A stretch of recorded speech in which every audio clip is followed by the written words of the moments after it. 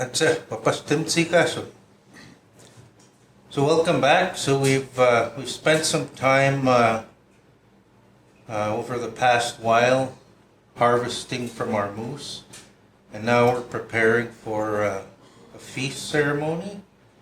And I mentioned in a couple of the other videos, there's certain parts of the moose that are considered delicacy traditionally, and there are parts that our elders are greatly value because that's what they grew up with seeing as a delicacy and feast food. So those were stuff like the muswagut, the muswauti, or the heart, the muswauti, the moose tongue, and the other parts from the inside, or the muswa tamiwa, that's all of the innards from the moose. So we're going to show you how we prepare them. So normally what I do is, because the nose is tends to be more a fatty cartilage, it tends to be really tough. So we're going to slow cook that over many hours to make sure that it gets really, really soft. Along with the muswauti, or the moose heart, we're going to cook that as well over many hours, as well as the muswautiani, or the moose tongue. Those are all pieces that take a really long time to get nice and soft and tender. So we're going to slow cook those over many hours, along with that moose chin that we prepared and harvested. So with those parts, we're going to actually cook them together. So that's the nose, the chin, the heart, and the tongue, or the muswagut, the chin, muswauti, and the muswautiani, or the nose, heart, tongue, and the chin. We're going to cook those together in a pot. So the first thing we've got to do is we've got to put it in sort of chunks that are just big enough to that they're not going to be too big, but not too small either, because otherwise it'll just fall apart in there. So I've got just little chunks that'll fit in my palm, and that's how big I'm going to cut them and put them all in the pot together. So again, I'll just kind of put them in even pieces, and I'll just do the whole. There's no special way of cutting it. Now, if I was making,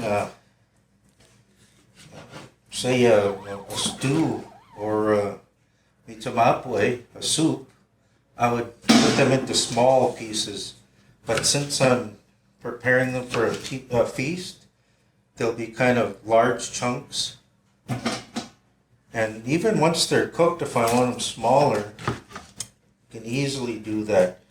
But because I'm slow cooking them overnight for many hours, I'm doing fairly large pieces. And when we have feasts, that's usually how we'd serve them up anyway, in a piece about that large that fits in the palm of your hand. That's how we would do them anyway, unless we were making mitamapwe or soup. Then we would make it into small cubes and put in as part of a soup. Now, if we were putting it in a soup, of course, with that we cut it very small, and again there we would cook the nose by itself over many hours to make sure that it softens up enough before we added any of our other soup parts. Because if you cook it the same amount of time as you would any vegetables you're adding in there, then the moose nose is going to be really hard and really hard to eat, and it's going to be chewy. So you'd actually cook it separately first, and then once it completely softens up, you would add in your vegetables and stuff. Like I said, for a feast, we put large chunks so that it is going to cook fairly evenly throughout, get nice and tender.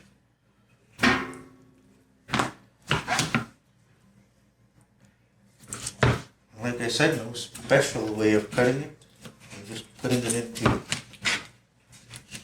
cookable chunks.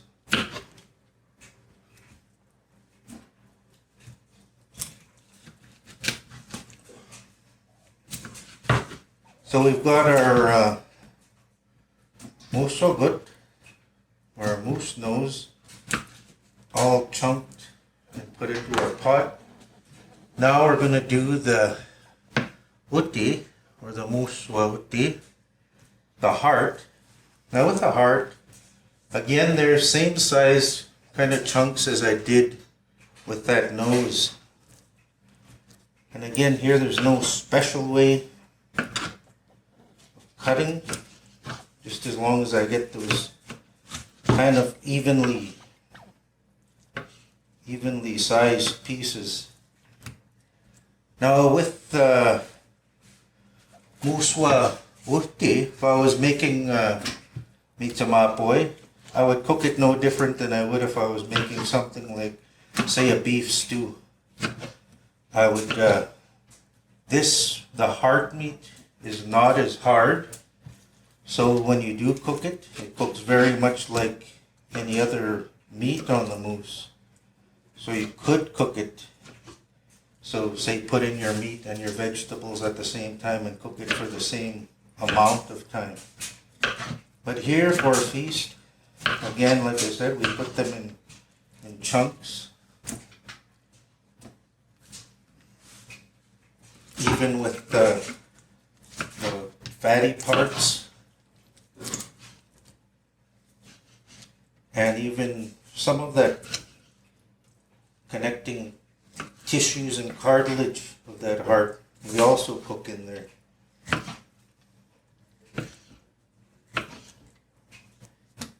So again, just those larger chunks, all put in together.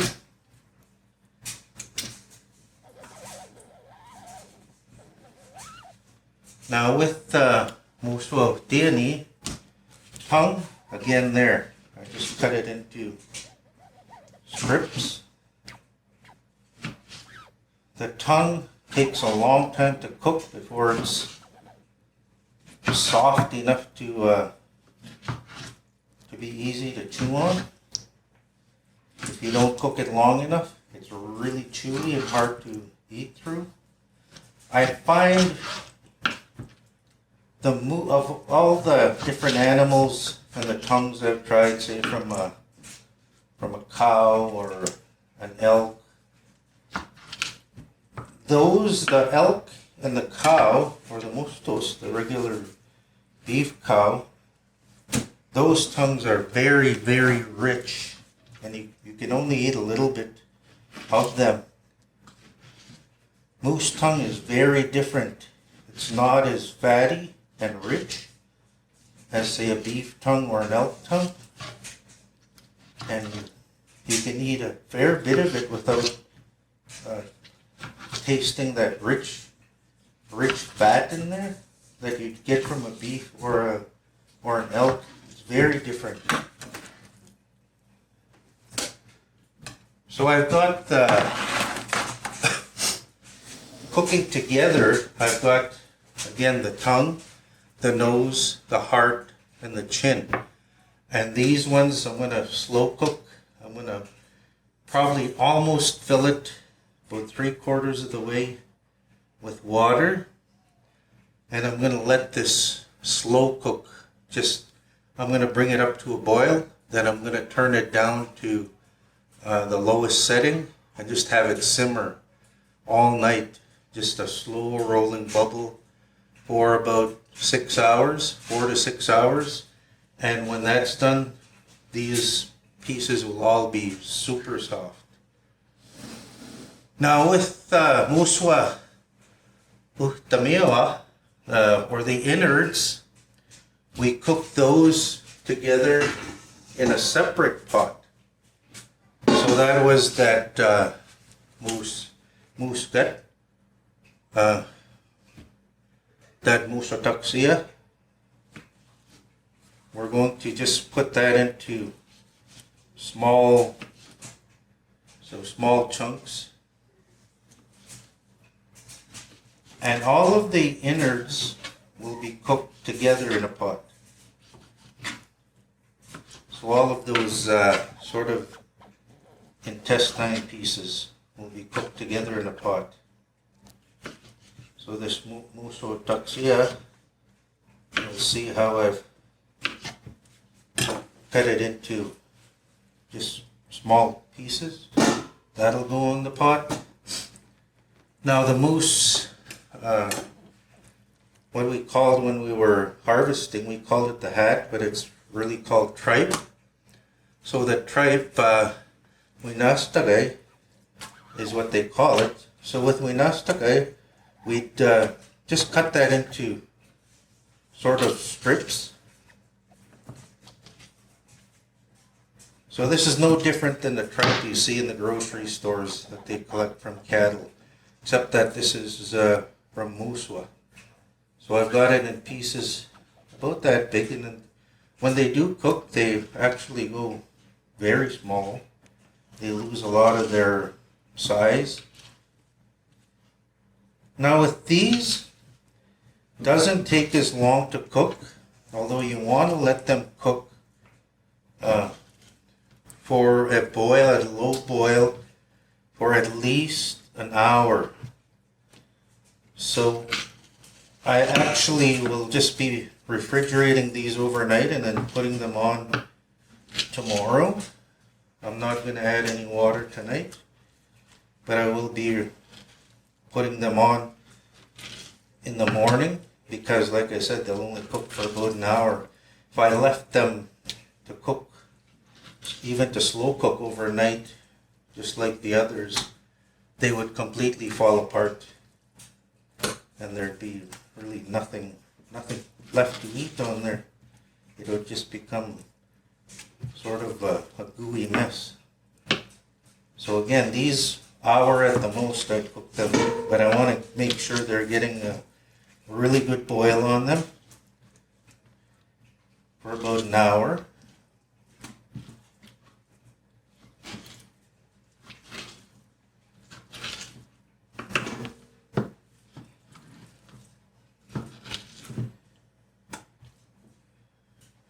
Even some of them are a little too long. And that last, the other piece, the one we call it umau, and it looks like it's got flaps on there, but we call it muswa umau. That one actually I could just tear into pieces because it tears really easily. I'll just cut it right down the center and then just tear it into about the same size as I was making the tripe. And these again, I've seen them sold in the supermarkets, butcher shops. They sell these parts as well. So they weren't only eaten traditionally amongst Nihiawak, but they were eaten around the world in different cultures. So something we share in common with other cultures when we talk about utilizing every part of an animal and not letting things go to waste, and showing the appreciation for the gifts we're given from an animal when we do take them. So again, I'm just making it into smaller pieces by tearing along the folds. And we've got everything cut and ready to cook. So like I said, with the nose, the tongue, the heart, and the chin, I'm going to go about 3/4 of the way with water. Then I'm going to bring it to a boil, which will take quite a while. And then I'm going to put it on the minimum simmering and just put a cover on it and let it just simmer. That's a very slow rolling boil overnight, 4 to 6 hours. And these will become super soft. These, I'll refrigerate them for now, put them on tomorrow morning for about an hour at a good rolling boil for an hour to cook them really good. And that's, while this is cooking, that's usually when I cook any other thing that I'm going to cook with the meal. Say we'll probably have some Laboon tea or mint tea, potatoes, carrots, just your regular sides, probably some pakwisagan, some banik, and we'll complete the meal and we'll show you the rest of the feast tomorrow.